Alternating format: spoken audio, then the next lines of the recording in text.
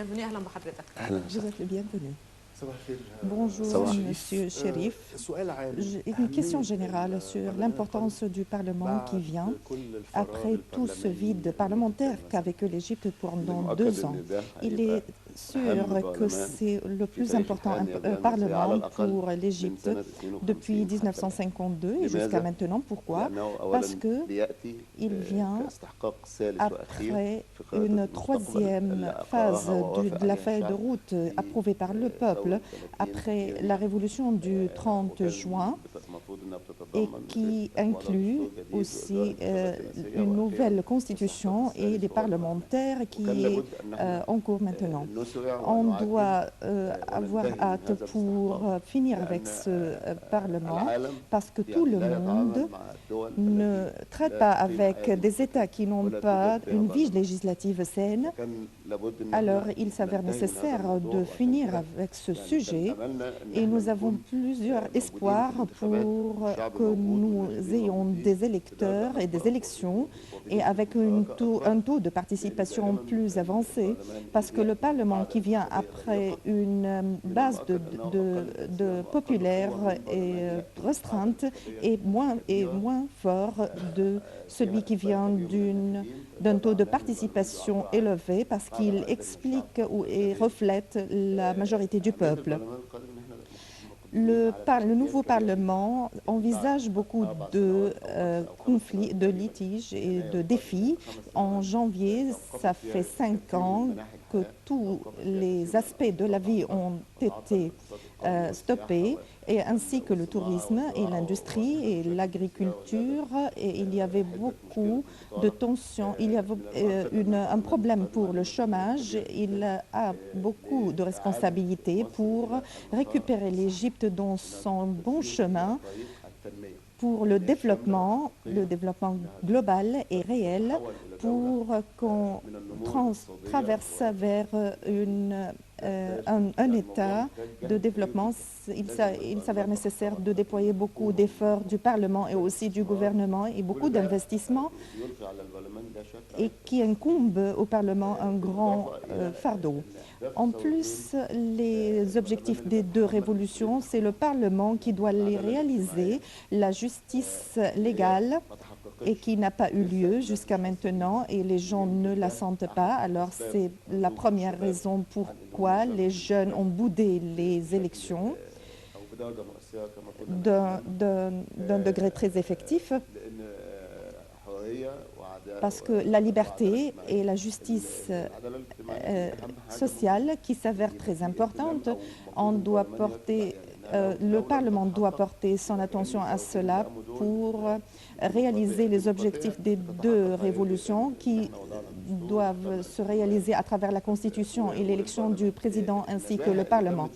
Alors, la transparence avec laquelle on a fait les élections présidentielles et parlementaires, alors il s'avère un point très clair pour la vie démocratique saine en Égypte, et tout le monde a déjà attesté cela, que les législatives ont lieu d'une sorte de transparence très claire.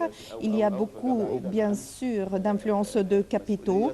C'est la responsable de l'État pour administrer le cours des élections. Mais parlons du processus électoral. Il s'avère très nécessaire que le Parlement affronte les municipalités et on va parler dans un instant avec des brèves.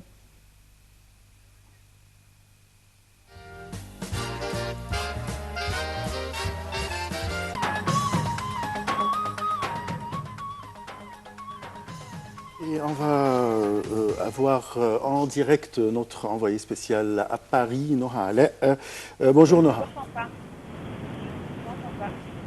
Noha, est-ce que vous m'entendez? Notre envoyé spécial Noha Aleh.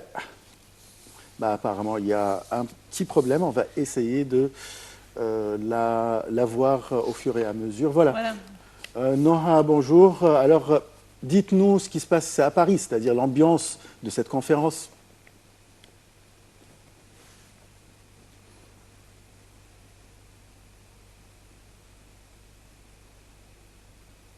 Apparemment, il y a un petit problème. Elle ne nous entend pas, oui, voilà. Bon, on reprend notre interview. حضرتك اتكلمت عن déjà parlé sur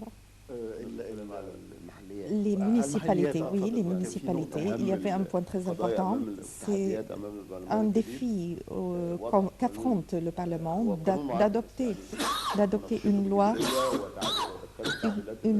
amendée qui doit être amendée pour les municipalités et qui donne un coup de rebond pour les municipalités et qui possède des outils pour réaliser une sorte d'éradication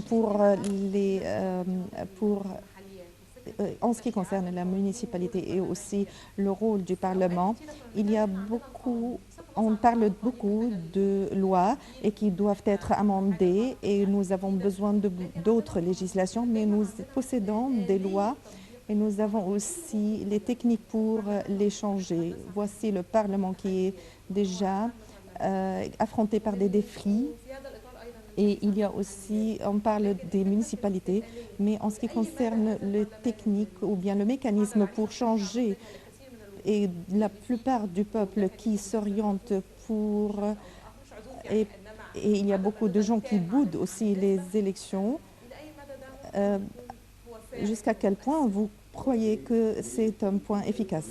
Le mécanisme de réaliser la loi, ce sont le rôle du Parlement et de faire une sorte... Il y a aussi une sorte d'erreur dans la mise en application de toute législation et le Parlement doit s'interférer et de présenter plusieurs appels et preuves pour superviser et aussi tirer la confiance de tel ou tel ministre et aussi il y a beaucoup de prérogatives et de responsabilités. Et il y a des opérations et aussi beaucoup de questions sur la performance du gouvernement. Les lois doivent être mises de façon objective. Et si le gouvernement ne vient pas à appliquer ces lois, et aussi on doit voir qu'il y a une sorte de stagnation dans la performance à travers les outils de supervision. Et aussi, on doit savoir que le gouvernement, et s'il y avait une sorte d'erreur, il doit être confronté par le Conseil ou bien la Chambre basse du Parlement. Je crois, ou bien j'espère, qu'il y aurait une sorte de performance mieux. Et je dois me concentrer sur un point qui est les municipalités qui sont très importantes et qui doivent superviser ou bien mettre en relief tous les outils pour des municipalités qui sont très... Je vais prendre un point. Est-ce que le Parlement peut dissoudre le gouvernement ou bien changer un ministre? Mais la majorité des parlementaires doit former aussi le cabinet, ce qui veut dire qu'ils ne vont pas être renversés sur eux-mêmes ou bien former un cabinet. Non, on ne peut pas dire cela. Il n'y a pas de matière qui inclut cela et il y a des partis ou bien des forces politiques. Chaque parti est représenté dans le Parlement avec son quota. Est-ce que vous savez ça depuis longtemps ou bien c'est maintenant? Est-ce que nous attendons une performance de députés et la majorité dans le Parlement ou bien ça sera un effet déjà accompli parce que les partis doivent avoir 50% des sièges pour qu'ils essayent de monopoliser la performance. Mais maintenant, ce n'est pas le cas. la liste du Hubb Masr ou bien l'amour de l'Égypte essaye de traverser la phase des élections, ou bien il y a 20 partis qui participent et qui veulent réaliser les conditions selon la Constitution dès la formation du Parlement. Ça c'est théoriquement, mais au sein du Parlement, est-ce qu'il y aura ces résolutions? Bien sûr, naturellement. Il y aurait des commissions différentes. Actuellement, il y a des leaders qui sont sur les listes et qui veulent regrouper plusieurs partis pour former une coalition politique qui œuvre pour posséder 320 sièges. Les Égyptiens libres ou Al-Masrin al-Ahrar ne veulent pas y participer dans cette coalition, permettez-moi, mais ils essayent de polariser les gens et sans changer leur statut d'individuel. Il y aurait une sorte de charte de l'État pour la protection de l'État égyptien et qu'ils vont signer cela, on va voir si on va avoir une sorte de sortie d'issue de ce problème, mais chaque ministre ne peut avoir la responsabilité de prendre parti. Permettez-nous que nous avons une pause et on va revenir.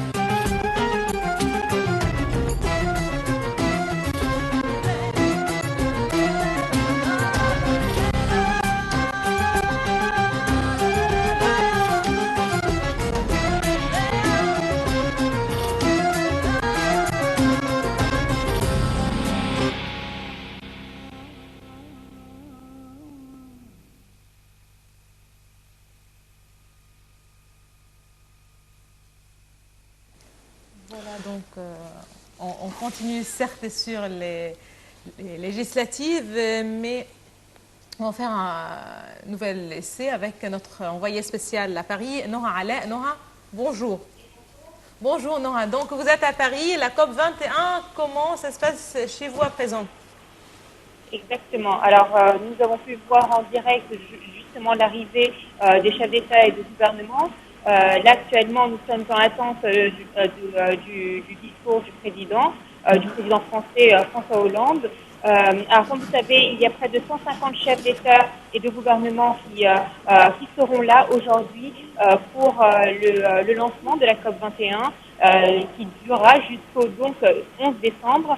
Alors, il faut dire qu'il y a un niveau de sécurité inédit sur tout le territoire. Près de 15 600 policiers et militaires sont sur le terrain partout en Île-de-France à l'occasion de cette journée. Cette zone du Bourget, donc, où se tiendra la conférence, eh bien, elle est placée sous l'autorité de l'ONU et des casques bleus. Donc, vous imaginez du processus qu'il y a actuellement afin de sécuriser tout le lieu. On a suivi quand même quelques manifestations à Paris et avec des accrochages en quelques moments entre les manifestants et la police. Donnez-nous une idée de ce qui se passe quand même sur le terrain concernant ces manifestations. Oui, alors, comme vous le savez, les manifestations ne sont pas autorisées à cause de l'état d'urgence. Donc en effet, il y a eu des perquisitions hier à la suite d'une marche qui a eu lieu sur Paris. On compte plus d'une centaine de perquisitions dues justement à cette marche qui n'était pas autorisée, mais la situation est rentrée en calme en fin de soirée. Donc à présent, normalement, là on a pu voir l'arrivée de tous les chefs d'État qui ont été reçus par le président français François Hollande, puis la ministre de l'Environnement, Ségolène Royal, et également Ban Ki-moon, le secrétaire général de l'ONU, qui justement se tenait à l'entrée de la salle de VIP du Bourget. Très bien. Non, les préparatifs pour cette édition de la COP étaient très minutieux, sérieux, donc pour épargner tout échec en fait, comme a été le cas dans d'autres éditions. Aujourd'hui, est-ce qu'on est, vous avez une idée, est-ce qu'on est certainement en accord sur les, je ne sais pas comment dire, mais sur tous les détails du document qui va sortir de cette conférence? Écoutez, en effet, c'est une conférence qui est importante car elle doit aboutir à un accord entre les différents États. Il y a énormément de choses qui sont en jeu car, vous savez, c'est un sujet qui concerne tous les pays du monde, que ce soit les pays les plus pauvres que les plus riches. Donc, en effet, on s'attend à ce qu'il y ait un accord qui aboutisse à quelque chose de concret, même si jusqu'à présent, il y a eu un sondage fait par France Télévisions qui disait que 72% des Français n'y croyaient pas vraiment. Donc, on espère que cette conférence aboutira à quelque chose de plus concret. Donc, nous sommes dans l'attente. En tout cas, plusieurs pays se sont engagés à respecter justement l'accord qui sera conclu. Vous savez qu'il prévaut justement d'abaisser la note à 2 degrés d'ici 2020, ne pas dépasser les 2 degrés donc de réchauffement climatique. Nous nous attendons à ce que les pays riches également aident les pays pauvres dans leur démarche. Il est prévu annuellement une somme de 100 milliards de dollars pour aider les pays les plus pauvres dans leur démarche. Nous ne savons pas si ça va être vraiment à l'ordre du jour. En tout cas, aujourd'hui, les chefs d'État se disent prêts à faire des efforts pour justement cette cause. Nora Alaa, notre envoyé spécial à Paris, merci beaucoup à vous. Certes, on va revenir à vous tout au long de nos transmissions en langue française. Merci Nora Alaa. Invité M. Cherif Riyad, le président Abdel Fattah el-Sisi a vu qu'il n'y a pas l'absence de Parlement. Il a déjà promulgué beaucoup de législation et de lois. Et celui qui l'a précédé aussi, le conseiller Adlia Mansour. Est-ce que le Parlement doit discuter ces lois et ces législations ou bien ces faits, ce sont des lois qui ont déjà été promulguées? Selon la Constitution, on doit discuter les matières, le Parlement doit discuter ces lois pendant 15 jours de sa tenue, selon la Constitution. Il y a d'autres points de vue pour affronter cette position critique. Il y a 400 lois qui ont été adoptées. On dit que le Parlement doit les discuter très rapidement, pendant 15 jours, discuter rapidement, ou bien accréditer ces lois et les approuver pour qu'elles soient, parce que selon la Constitution, si on ne fait pas cela, alors la loi sera abolie. Et il y a c'est un point de vue de les approuver toutes et pour travailler avec ces lois. toute autre personne du Parlement qui veut amender cette loi, alors il doit présenter une demande pour l'amender. Il y a d'autres points de vue qui voient que la Cour constitutionnelle a déjà promulgué un décret que si la position actuelle, comme si la situation actuelle, il n'y a pas de Parlement et nous n'avons pas une sorte de congé parlementaire, c'est un vide parlementaire. Et en ce qui concerne les lois qui sont adoptées à l'absence ou bien les vacances du parlementaire, le président peut avoir adopté 5 ou 6 lois qui doivent être discutées. Mais la Cour constitutionnelle a déjà dit que ce n'est pas le cas pour la phase actuelle. Nous avions une sorte d'arrêt. Alors, qu'est-ce qu'on va faire? On ne sait pas jusqu'à maintenant. Il y a un troisième point de vue qui dit que depuis l'histoire ou bien depuis la date de la Constitution, on doit adopter les lois qui ont été adoptées après la Constitution et qui étaient dans la phase du conseiller Adli Mansour. Alors, on ne doit pas les réexaminer parce qu'ils avaient une sorte d'absence parlementaire et on prend seulement une partie de ces 400 lois qui ont été promulguées à l'absence du Parlement.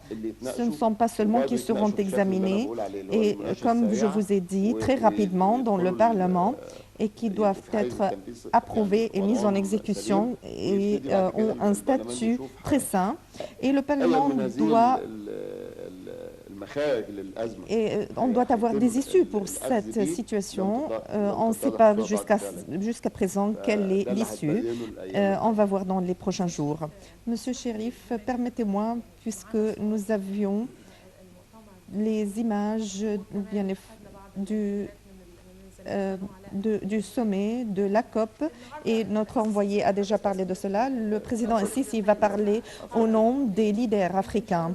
Ce n'est pas la première fois qu'il parle au nom du continent africain, mais maintenant ce continent africain qui est le plus vulnérable de point de vue toute l'évolution qui a eu lieu dans l'Occident, avec tous les détails pendant les décennies. Il y avait une crise de savoir jusqu'à quel point on peut avoir une sorte d'évolution et de développement dans la vie, en même temps que tout le monde a eu une régression. Quelle est notre position actuelle pour être efficace et pour que nous ayons une sorte d'effet sur les changements climatiques, puisque nous sommes les plus pauvres et vulnérables. L'Égypte n'épargne aucun effort pour soutenir les pays du tiers-monde. Nous pouvons prendre un bref délai. Non. Les pays sous-développés et qui subissent les changements climatiques qu'a fait, bien sûr, les pays occidentaux. L'Égypte prend tous les efforts et n'épargne pas d'efforts et aussi va à toutes les conférences de changement climatique. Mais comme vous avez dit, jusqu'à quel point nous entendons bien, mais aussi nous votons et nous subissons aussi des assistances ou bien des indemnités. Mais le problème réside que ce sommet va adopter un résultat. Il y a des pays qui refusent de signer les conventions de mettre fin aux émissions de chaleur à effet de serre. Et aussi les États-Unis et la Chine refusent parce que cela a un effet sur leurs projets et leurs plans et leur position en tant que pays industrialisés. nous sommes sur la tête des pays africains et les pays arabes, et son rôle dans les conférences de changement climatique sont des positions très claires et très bien. Mais ce qui entrave cela, ce sont les positions des pays industrialisés. Ces pays sont effectivement ceux qui sont intransigeants et qui aussi ont leurs mains sur le changement climatique. Nous avons déjà vu beaucoup de promesses dans les précédentes conférences sur comment pour faire le degré de chaleur et devient minimiser la chaleur. C'est le contraire qui a eu lieu. Cela augmente. Est-ce qu'il y a des lois législatives internationales répressives ou bien restrictant cela pour que ces pays signent cela? Ce sont des accords ou les conventions. Si ce mécanisme se trouve, on aurait l'appliquer sur les pays industriels. Cependant, ce sont des conventions et que tous ceux qui signent une convention doivent s'y atteler. Ces pays ne s'attellent pas.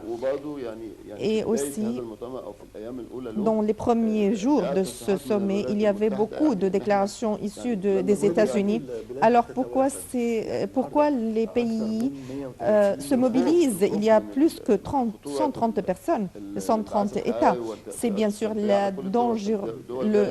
danger que représentent ces émissions à effet de serre pour réaliser une sorte, pour alléger les effets.